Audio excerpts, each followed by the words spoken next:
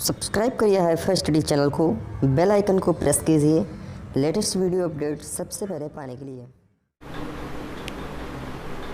Hello friends, welcome back hifi study changing the way of education.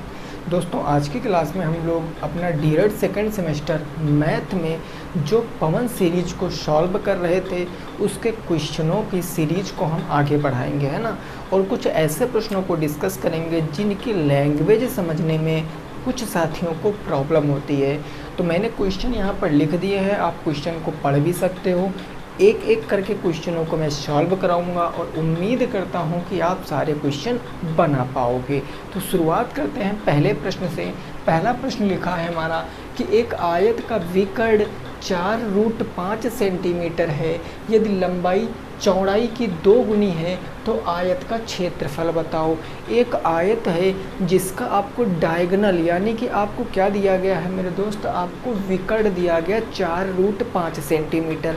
कहा गया लंबाई चौड़ाई के 2 गुनी है तो आपसे क्षेत्रफल पूछे। तो सबसे पहले क्षेत्रफल हम कब बता सकते हैं भाई? हम आयत का एरिया कब बता सकते हैं? जब हमें लंबाई और चौड़ाई पता होगी ना। तो लंबाई चौड़ाई हमें पता नहीं, हम लंबाई चौड़ाई कैसे निकालेंगे? आओ देखो ज़रा। अगर मैं बात करता हूँ, ये आपका क्या है, एक आयत है भाई, आयत है। ये आयत का क्या है, एक डायगोनल है जिसकी लंबाई कितनी दे रखी है, 4√5। तो हमने मेंशन कर लिया ये 4√5 है। अब कह रहा है लंबाई चौड़ाई की 2 गुनी है। अब ये वाली चौड़ाई होगी ना, अगर चौड़ाई हमने x माना तो लंबाई कितनी हो जाएगी, 2x 2 गुनी हो जाएगी, चूँकि क्वेश्चन में कह रहा है।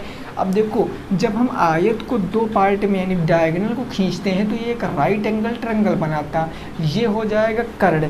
तो हम यहाँ से निकालेंगे 4√5 का स्क्वायर, कर्ण का स्क्वायर बराबर लंब का स्क्वायर प्लस आधार का स्क्वायर, यानी x स्क्वायर प्लस 2x का स्क्वायर, यही कहेंगे ना। तो देखो 4 चौक 16 और 16 पंचे कितना हो गया, 80। यहाँ हो जाएगा 80 बराबर x स्क्वायर ये हो गया और 2 का स्क्वायर 4x स्क्वायर ये हो गया, 4 1 5 ये हो गया 5x स्क्वायर बराबर के 80। तो x की वैल्यू निकालेंगे, ये हो गया 16 यानी x स्क्वायर बराबर 16। तो क्या मैं x बराबर 4 नहीं कह सकता हूँ? क्योंकि स्क्वायर हटाएंगे तो रूट आ जाएगा। तो x की वैल्यू 4 आ गई। अगर x की वैल्यू 4 है तो यानी कि ये 4 आ गया और ये कितना आ जाएगा, 4 दूनी 8 आ जाएगा। x का मान रखोगे, चूँकि सेंटीमीटर में तो सारा सेंटीमीटर में, लंबाई चौड़ाई पता करनी है इजीली पता कर लोगे। 4 इंटू भाई चौड़ाई 4 है, लंबाई कितनी है 8, तो आप लिख सकते हो 8 इंटू 4, तो 8 चौके कितना हो जाएगा 32 सेंटीमीटर। सेंटीमीटर मिलकर सेंटीमीटर स्क्वायर इस क्वेश्चन का सही जवाब है। यानी पहले क्वेश्चन का आंसर कितना आएगा, 32 सेंटीमीटर स्क्वायर, 32 वर्ग सेंटीमीटर क्वेश्चन का सही जवाब होगा। फिर से याद रखना, ये आपको डायगोनल पता था तो ये राइट एंगल ट्रायंगल के ठीक सामने की जो भुजा 90 अंश के ठीक सामने जो भुजा वो कर्ण का स्क्वायर बराबर लंब का स्क्वायर प्लस आधार का स्क्वायर। इसको सॉल्व किया तो x की वैल्यू 4 आ गई। x की वैल्यू 4 आ गई तो x हमारी चौड़ाई थी, चौड़ाई 4 हो गई और चौड़ाई की 2 गुनी लंबाई थी तो लंबाई 8 आ गई। 8 चौके 32 हमारा उत्तर भी आ गया। क्लियर बात, समझ गए होगे। चलो नेक्स्ट क्वेश्चन नंबर 2 देखिए। प्रश्न संख्या 2 क्या कह रहा है उसको ज़रा समझने का प्रयास करना। इसमें कुछ आंकड़े आपको दिए गए हैं और कहा गया इस आंकड़े की माध्यिका ये है, तो x का मान आपसे पूछा है कि x का मान क्या होगा। और लिखा है क्वेश्चन में कि ये आंकड़े कैसे हैं, वर्गीकृत आंकड़े हैं। ये आंकड़े ऑलरेडी कैसे हैं, वर्गीकृत आंकड़े, मतलब ये सीक्वेंस में लिखे हुए हैं। जब आंकड़े वर्गीकृत होते हैं तो इस क्वेश्चन में बस हमें इतना आप बता दो कि नंबर ऑफ टर्म कितनी है, n की वैल्यू क्या है। तो आप कहोगे सर n की वैल्यू मैं काउंट करता हूँ 1 2 3 4 5 6 7 8 9 10। n बराबर कितना है, 10 है। अगर n बराबर 10 है तो ये हमारी क्या है, एक इवन नंबर है, एक सम संख्या है। जब n की वैल्यू एक सम संख्या होती है तो माध्यिका इज इक्वल टू क्या होता है, आपको पता है n/2, n/2वां पद है ना भाई, n/2वां पद प्लस के n/2 प्लस के 1वां पद। यही तो होता है, आप कहोगे बिल्कुल होता है। रखो मान यहाँ पर, मीडियन आपको दी गई है, कितनी है मीडियन, तो 65, ये देखो दिया गया 65। माध्यिका कितनी है 65, तो माध्यिका के स्थान पर 65, ये हो जाएगा 1/2 बटे n/2 यानी 10/2 और प्लस में हो जाएगा 10/2 प्लस के 1, यही ना हो जाएगा। तो 2 इधर आएगा यानी ये हो जाएगा 130 बराबर के 2 से काटोगे 5वां पद, 2 से काटोगे 5 प्लस 1 छठवां पद, 5वां और छठवां 1 2 3 4 5, 5वां है x और छठवां है x प्लस के 2, यानी यहाँ हो जाएगा x और प्लस में क्या हो जाएगा x प्लस में 2 हो जाएगा। कोई दिक्कत नहीं, ये x मिलकर 2x हो जाएगा, ठीक बात। 2 प्लस में इधर माइनस में, सो 130 माइनस के 2 यानी ये बच गया आपका 128 बराबर कितना बच गया 2x। आपसे केवल x का मान पूछे है, x का मान निकालोगे 2 छंग 12 2 चौके 8 बराबर x का मान कितना आ गया 64 आ गया। ये हो गया क्वेश्चन का सही जवाब। ये क्वेश्चन आसान क्यों बन गया, इसका मेन रीज़न जानते क्या हूँ, एग्जामिनर ने हमको एक शब्द दे दिया गया कि आंकड़े वर्गीकृत हैं। अगर आंकड़े वर्गीकृत ना होते तो इस क्वेश्चन का मान निकालना संभव नहीं हो पाता, क्योंकि हम डिफाइन नहीं कर पाते कि x का मान एक्चुअल में है क्या। x भैया इससे छोटा भी हो सकता है, x इससे बड़ा भी हो सकता, तो हम इसको सीक्वेंस में कर ही नहीं सकते थे। तो इसीलिए ये क्वेश्चन में लिख कर दिया कि आंकड़े कैसे हैं, वर्गीकृत हैं। बात बिल्कुल क्लियर है। नेक्स्ट क्वेश्चन देखिए, क्वेश्चन नंबर 3 बेहद आसान क्वेश्चन है, इसका उत्तर आप बताओ। क्वेश्चन नंबर 3 बेहद आसान है, इसका उत्तर आपको बताना है। 3 क्रमागत संख्या, देखो जब भी कभी ना कंसेक्यूटिव नंबर हों या पूर्णांक हों तो आप उसको ऐसे ओरल बना सकते हो भाई। 3 लगातार का मतलब कंसेक्यूटिव नंबर, क्रमागत संख्याएं जिनका योग 51 है। अगर मैं आपसे इतना जानने की कोशिश करूं कि पहला पूर्णांक क्या होगा, तो कहोगे सर पहला x होगा, फिर दूसरा क्या हो जाएगा भाई। पूर्णांक का मतलब क्या होता है, प्लस के 1 करना, तो प्लस के 1 करेंगे। अब तीसरा क्या हो जाएगा, तो तीसरा हो जाएगा इसमें 1 करोगे, x प्लस 1 यानी x प्लस में 2। अब ये मैं प्लस 1 क्यों कर रहा हूँ, इसके पहले की बातें मैंने सारी बताई हैं। जैसे एक हमारी संख्या ये 1 है, ये कितनी है 2 है, यही तो पूर्णांक होते हैं भाई। बीच में 0 होता है, इधर -1 होता है, फिर -2 होता है, फिर -3 होता है। अगर इनके आप बीच का डिफरेंस देखोगे तो 1 है, यहाँ देखो 1 का अंतर, यहाँ 1 का अंतर, यहाँ 1 का अंतर, यहाँ भी 1 का अंतर, यहाँ भी 1 का अंतर। यानी जब भी कभी लगातार संख्याएं कहेगा तो मतलब +1 करके हम नई संख्या निकाल सकते हैं। बस देखो यहाँ पर इतना काम हो गया। अब आपको क्या दिया गया है, तीनों का योग। अगर मैं तीनों का योग निकालूंगा तो ये हो जाएगा x प्लस में x प्लस 1 और तीसरी क्या है x प्लस में 2। इनका योग कितना दिया है, तो 51 दिया। 1 2 1 3 यानी 3x प्लस में 2 1 3 बराबर के 51 हो गया। तो अगर मैं x की वैल्यू निकालूंगा तो 51 माइनस के 3 हो जाएगा, यानी x बराबर कितना हो जाएगा 48 बटे में 3 से काटेंगे 3 छंग 18, x की वैल्यू क्या आ गई 16 आ गई। अगर x की वैल्यू 16 है तो आपसे पूछा क्या है, पूर्णांक बताओ। तो पहला पूर्णांक तो हमारा 16 आ गया, दूसरा 16 प्लस 1 यानी 17 आ गया, और तीसरा 16 प्लस 2 यानी कितना आ गया 18 आ गया। अब देखो जो पूर्णांक आए हैं उनमें भी 1 का अंतर है, 6 7 16 17 18 है कि नहीं अंतर। तो ये तरीका होता है ऐसे क्वेश्चनों को लगाने का। क्वेश्चन नंबर 3 का उत्तर कितना आ गया 16 17 और 18। क्लियर बात। अगले चौथे नंबर प्रश्न पे पहुँचो। ये सीधा सर्वसमीका बेस्ड क्वेश्चन है, फार्मूला पता है तब तो लगा पाओगे चौथा क्वेश्चन, और फार्मूला नहीं पता है तो फिर गड़बड़ी हो सकती है क्वेश्चन नंबर 4 में। ये दिया गया है कि x plus y plus z बराबर 12, x square plus y square plus z square बराबर 64। तो आपसे पूछा x y plus y z plus z x की वैल्यू क्या होगी। हमने एक सर्वसमीका आपको पढ़ाई थी, हो सकता आपको याद हो, a plus B plus C का होल स्क्वायर क्या होता है, A square plus B square plus C square plus में अगर 2 कॉमन लेंगे 2abc 2ca, यही हो जाता है ना 2ab bc और ca। अगर मैं 2 कॉमन निकालूँ तो अदरवाइज तो ये 2ab 2bc 2ca होता है। अब यहाँ पर देखो यही फार्मूला है, ये कुछ इस प्रकार से दिया है x plus y plus z का होल स्क्वायर बराबर x square plus y square plus z square और प्लस में 2xy प्लस में वाई जेड और प्लस में क्या हो गया जेड एक्स हो गया। इसका मान पूछे है, बाकी सारा मान दिए हैं। x plus y plus z कितना दिया है 12, तो क्या मैं इसके स्थान पर 12 लिख सकता हूँ? ये हो जाएगा 12 का स्क्वायर। ये इतने का मान क्वेश्चन में क्या दिया है, इतने का मान 64 दिया गया, तो ये हो जाएगा 64 और प्लस में 2 ये आ जाएगा एक्स वाई प्लस में वाई जेड प्लस में जेड एक्स। ये बात बिल्कुल क्लियर हो गई है। 12 का स्क्वायर 144 माइनस ये 64 प्लस से इधर आ गया माइनस में और बराबर उस तरफ बच गया 2xy प्लस में वाई जेड प्लस में जेड एक्स, यही तो बच गया।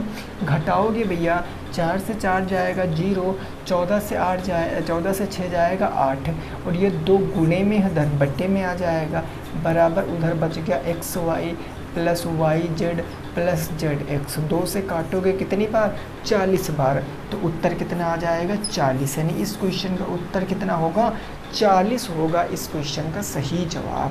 क्वेश्चन नंबर 4 का सही जवाब क्या होगा 40 हो जाएगा, यानी 40 होगा इस उत्तर का सही जवाब प्रश्न का। और जो क्वेश्चन नंबर 5 है ये मैं आपको बताना चाहता हूँ, ये जो 5 नंबर क्वेश्चन है 2019-2018 दोनों साल ये क्वेश्चन पूछा गया है और ये क्वेश्चन ऐसा क्वेश्चन है कि लैंग्वेज में बहुत से लोग दिक्कत खाते हैं। तो एक बार आप क्वेश्चन को पढ़िए, क्या क्वेश्चन आप ये लगा सकते हो कि नहीं लगा सकते हो, एक बार आप कोशिश करिए।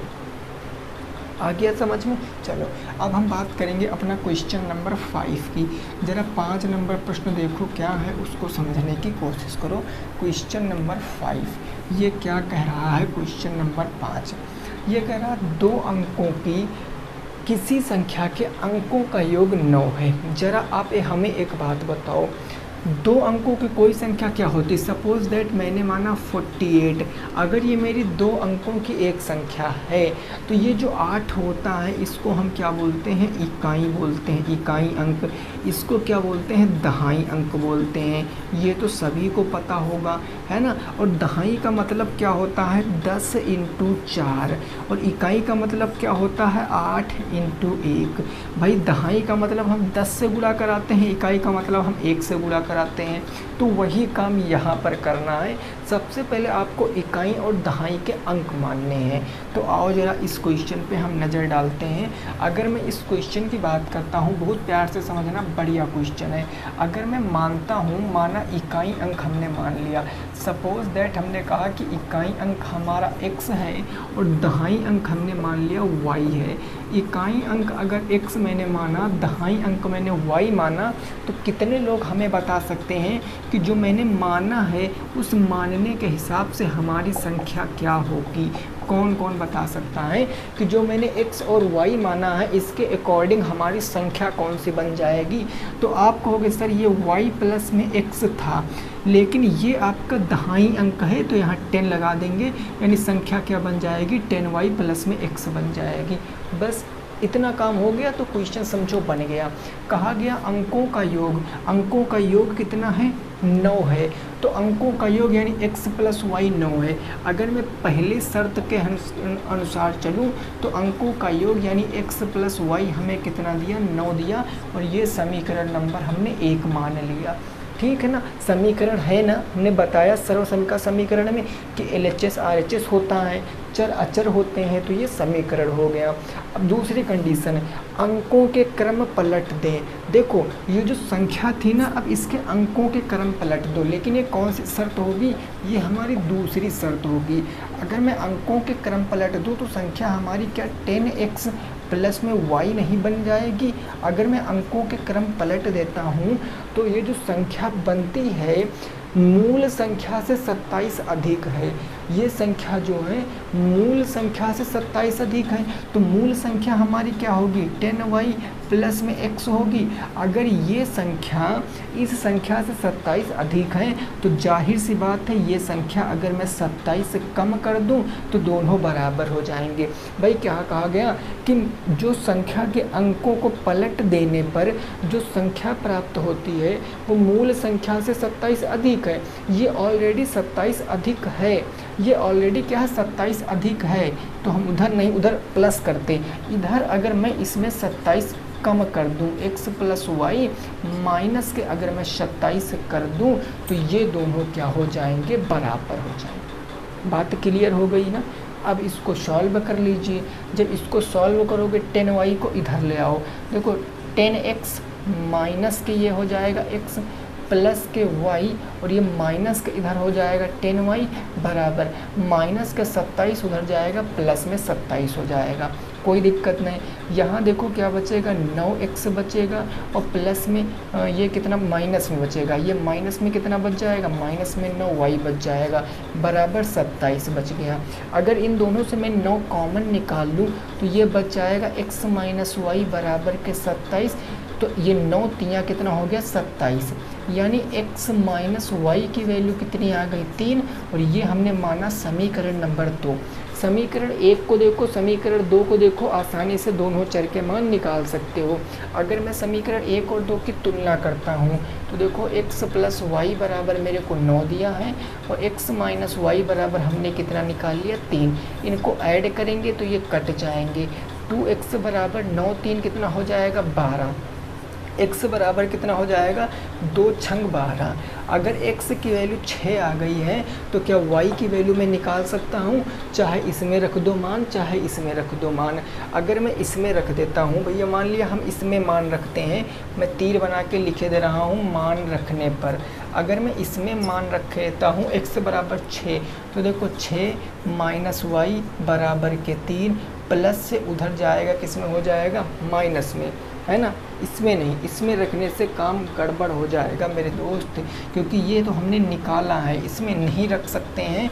हम रखेंगे मान इसमें। अगर हम इसमें मान रखें समीकरण 1 में, समीकरण 1 में अगर मैं मान रखूं तो देखो ये हो जाएगा 6 प्लस में y बराबर 3। तो यहाँ से y बराबर कितना आ जाएगा 6 उधर जाएगा तो माइनस हो जाएगा, y बराबर 3 आ जाएगा। y बराबर कितना आ जाएगा 3 आ जाएगा। अगर y की वैल्यू 3 है, x की वैल्यू 6 है तो आपसे पूछा मूल संख्या। मूल संख्या क्या थी, मूल संख्या ये थी ना, तो मूल संख्या यहाँ से निकालोगे तो 10 इंटू वाई का मान रखोगे 3, x का मान रखोगे 6, तो 10 3 30, 30 6 कितना हो गया 36। उत्तर कितना आएगा 36 आ जाएगा। 36 हो जाएगा क्वेश्चन का सही जवाब। कितना हो जाएगा 36 हो जाएगा क्वेश्चन का सही जवाब। ये बात आपकी समझ में आनी चाहिए। कितना आंसर आएगा 36 आ जाएगा, ठीक ना। कितना उत्तर आ गया भाई 36 आ गया इस प्रश्न का सही जवाब। और ऐसा मैं एक और प्रश्न आपको कराऊंगा तब आपकी समझ में आएगा अच्छे से, ठीक है ना। क्लियर बात हो गई, कोई दिक्कत नहीं। चलो बिल्कुल ऐसा ही प्रश्न मैं एक और करा रहा हूँ, उसको ज़रा देखना, तब आपको ऐसा प्रश्न समझ आ जाएगा कि हाँ एक्चुअल में होता क्या है इसमें। ये इम्पोर्टेंट प्रश्न है और ये बन जाते हैं प्रश्न तो काफ़ी सारे लोग इनको छोड़ देते हैं। आपको छोड़ना नहीं है, आपको 1-2 बार प्रैक्टिस कर लेनी है, आप अच्छे से इस क्वेश्चनों को लगा लोगे, ठीक है ना। गलतियाँ सबसे हो जाती हैं मेरे दोस्त, तो गलतियों को आप देखो मत, गलतियों से सीखो कि हाँ इस बार हो गई गलती तो अगली बार नहीं होनी चाहिए, बस, ठीक है ना। बाकी बाई चांस तो सबसे होती है। अगर मैं क्वेश्चन नंबर 6 की बात करूं तो ये क्वेश्चन कह रहा है 2 अंकों की किसी संख्या 2 अंकों, अच्छा ये है क्वेश्चन ना, ठीक है। क्वेश्चन कह रहा है 2 अंकों की किसी संख्या, 2 अंकों की किसी संख्या, 2 अंकों की किसी संख्या और उस संख्या के अंकों के क्रम को और उस संख्या के अंकों के क्रम को, अंकों के क्रम को, बात को समझना, अंकों के क्रम को क्या करने थे, क्रम को पलट देने पर प्राप्त हुई संख्या, पलट देने पर प्राप्त संख्या मूल संख्या का योगफल 21 है। प्राप्त संख्या और मूल संख्या का, मूल मतलब जो पहली रही होगी, मूल संख्या का योग आपको दिया गया है।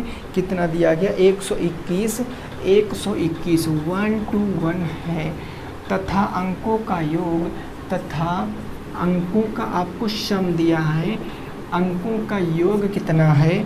वो है अंकों का अंतर, सॉरी योग नहीं अंतर, अंकों का अंतर आपने दिया है 3।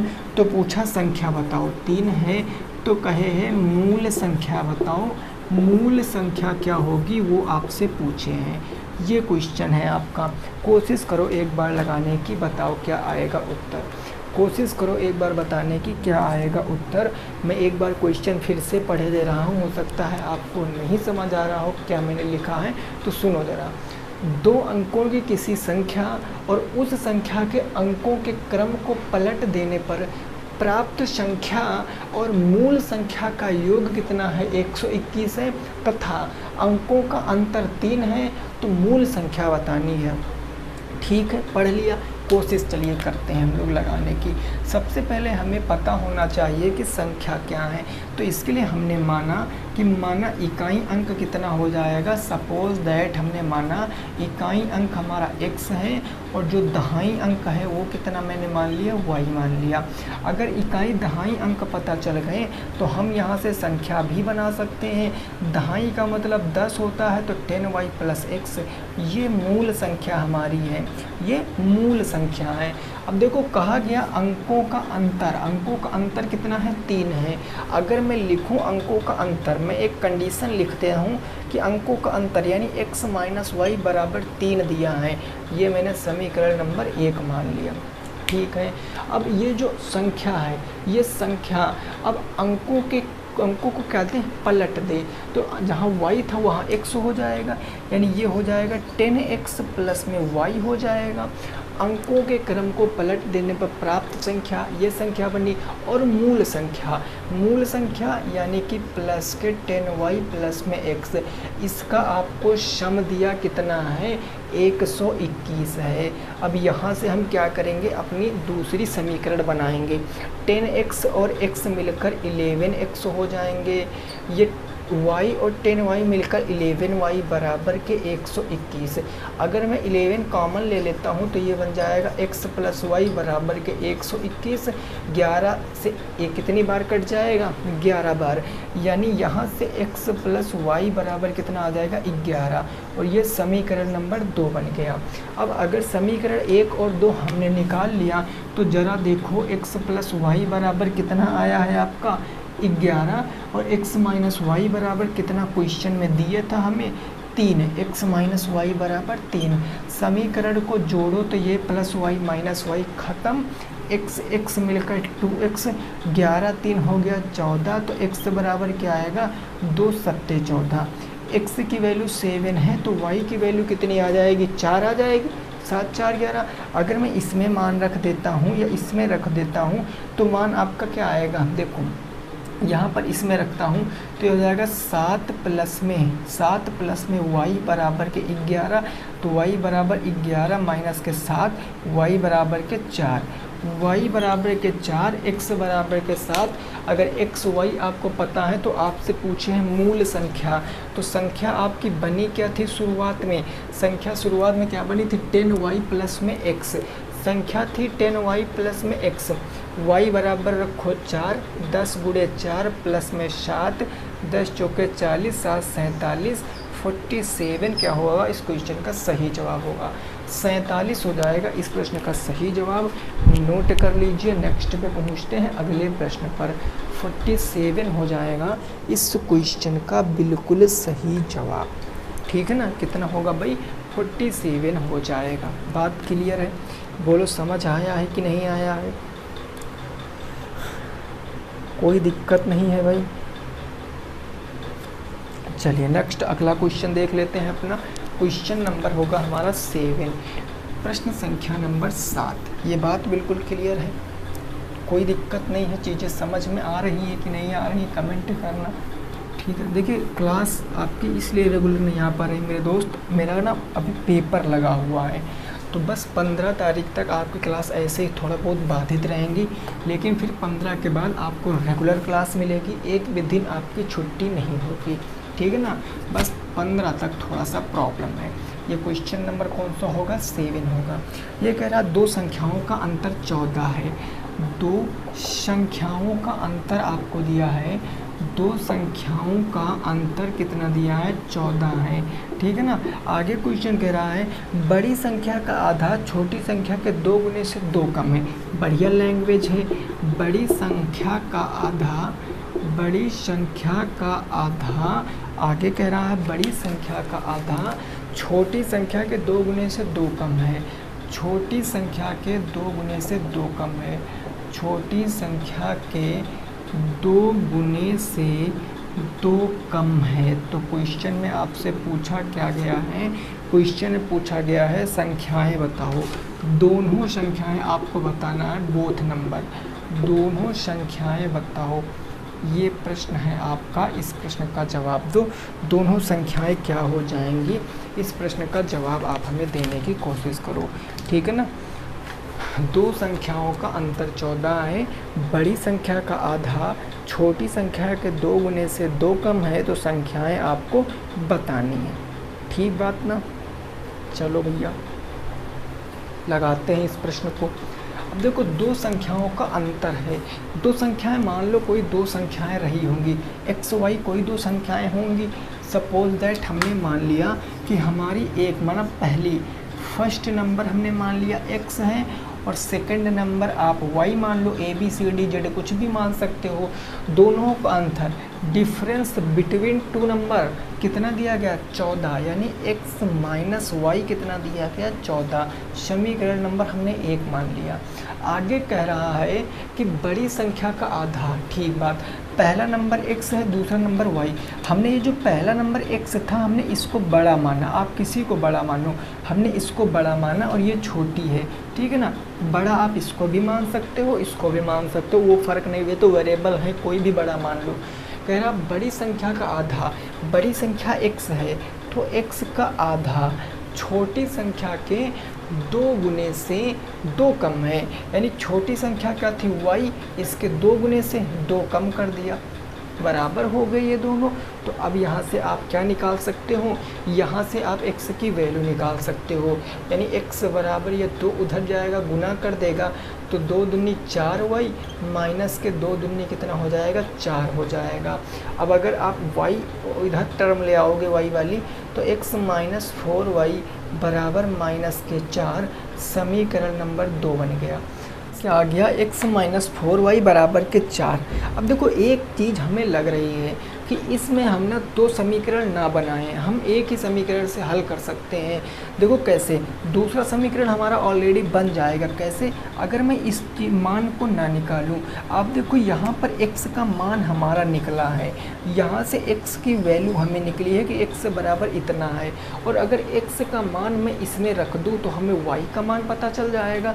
तो ज़रा देखो मैं लिखता हूँ, x का मान समीकरण 1 में अगर मैं रख दूं, x का मान समीकरण 1 में अगर मैं रख दूं, तो ज़रा मेरी बातों को समझना। समीकरण 1 क्या था, समीकरण 1 था x माइनस वाई बराबर कितना था, 14। x बराबर रखना 4y प्लस में 4, तो यहाँ रखोगे 4y प्लस में 4, है ना, 4y प्लस में 4, सॉरी माइनस में 4 होगा मेरे दोस्त, ये माइनस में 4 है ना, ये माइनस में 4 है, ये माइनस में 4 है, तो एक्स वाई माइनस के 4 हो गया, और ये क्या हो गया, माइनस के y, और बराबर कितना हो गया, 14। अब यहाँ से आप देखो ये प्लस के 4y और माइनस के y, अगर मैं ये कंपेयर करूँगा, माइनस से उधर जाएगा प्लस में, तो ये बन जाएगा 3y, 3y बराबर 14 प्लस में 4, यानी अगर y बराबर निकालूंगा 14 4 18, 3 आ जाएगा बट्टे में, 3 6 18, यानी y की वैल्यू कितनी आ गई, 6 आ गई। अगर y की वैल्यू 6 है तो आप हमें बता दीजिए कि जो यहाँ पर x की वैल्यू कितनी आ जाएगी। x की वैल्यू यहाँ से निकाल सकते हैं कि नहीं निकाल सकते? अगर इसमें x का मान रख दें, बिल्कुल सर निकाल सकते हैं। तो जब उसमें हम x का मान रखेंगे, y का मान रखेंगे, तो ज़रा देखो x बराबर कितना है, x बराबर 4y और माइनस के 4 है ना। अब y बराबर 6 रखो, x बराबर 4 इंटू 6 माइनस के 4, तो x बराबर 24 माइनस के 4, x बराबर कितना आ जाएगा, 20 आ जाएगा। यानी x बराबर कितना आ जाएगा, 20 आ जाएगा। ये सही जवाब है। अब अगर आप देखो यहाँ पर, तो छोटी संख्या के 2 गुने से 2 कम है। क्या कह रहा है कि संख्या का आधा, बड़ी संख्या का आधा छोटी संख्या के 2 गुने से 2 कम है। अब अगर आप उत्तर की जांच करना चाहते हो, मान लिया आप सेटिस्फाई नहीं हो अपने आंसर से, आप चेक करना चाहते हो अपने आंसर को, तो जो क्वेश्चन कह रहा है उसको करके देख लो। बड़ी संख्या का आधा, बड़ी संख्या 20 है, तो 20 का हम आधा करेंगे, कितना होगा, 10। छोटी संख्या के 2 गुने, छोटी संख्या है 2, 2 गुने कितना होगा, 12। 12 से कितना कम है, 2 कम है। जो क्वेश्चन कह रहा है क्या उसके हिसाब से हमारी कंडीशन सारी से सेटिस्फाई हो रही, बिल्कुल। तो उत्तर y बराबर 6 x बराबर 2, यानी बड़ी संख्या 20 हो जाएगी और छोटी संख्या 6 हो जाएगी।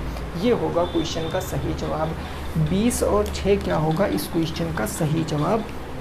ये बात आपकी समझ में आ गई कि नहीं आ गई? ये बात आपकी समझ में आ गई है कि नहीं आ गई है? चलिए हम आगे पहुंचते हैं, अपना आगे देखते हैं। नेक्स्ट क्वेश्चन क्या कह रहा उसको भी समझते हैं। और जो ये क्वेश्चन है ये भी 2019 का पूछा गया क्वेश्चन है। अगला क्वेश्चन नंबर 8। यहाँ तक बात बिल्कुल क्लियर, कोई दिक्कत नहीं किसी भी साथी को, है ना। बस x y मानकर आप जैसे जैसे क्वेश्चन कहा जाएगा उसी हिसाब से करते जाना, आपका आंसर आ जाएगा। जैसे ये क्वेश्चन कह रहा है, ज़रा इसको देखो।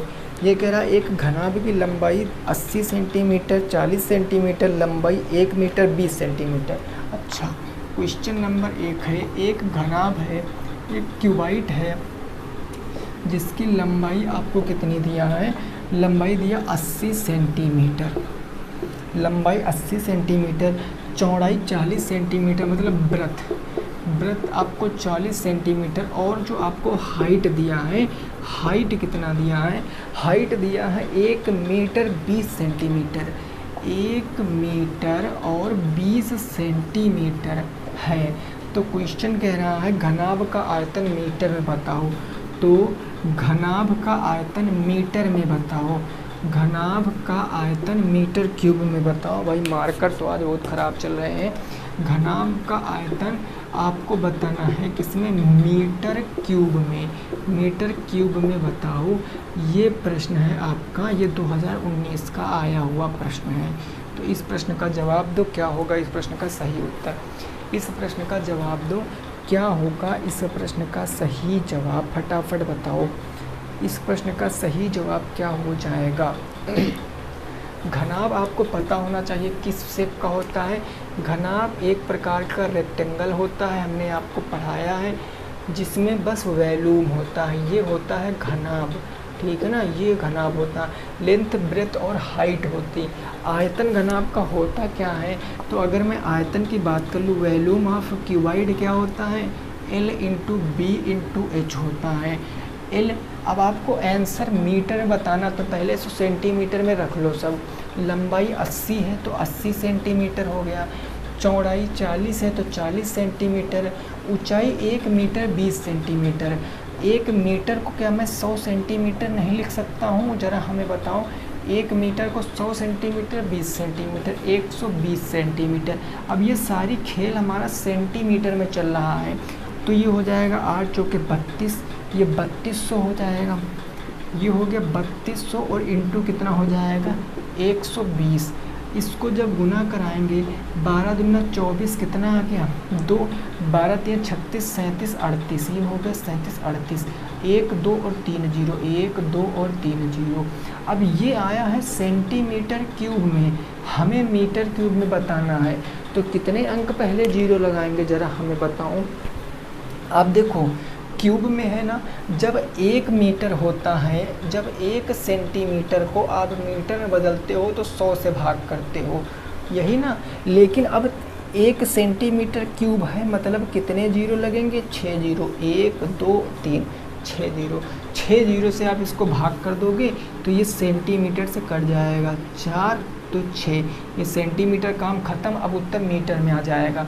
भाई देखो 1 2 3, तो 1 2 3 ख़त्म, 3 अंक पहले लगाओगे तो ये आ जाएगा 0.384 मीटर क्यूब, ये क्वेश्चन का सही जवाब। 0.384 मीटर क्यूब क्या हो जाएगा? इस क्वेश्चन का बिल्कुल सही जवाब हो जाएगा। इस बात को आपको समझना है, ये हो जाएगा इस क्वेश्चन का सही जवाब। क्लियर बात हो गई, कोई दिक्कत नहीं।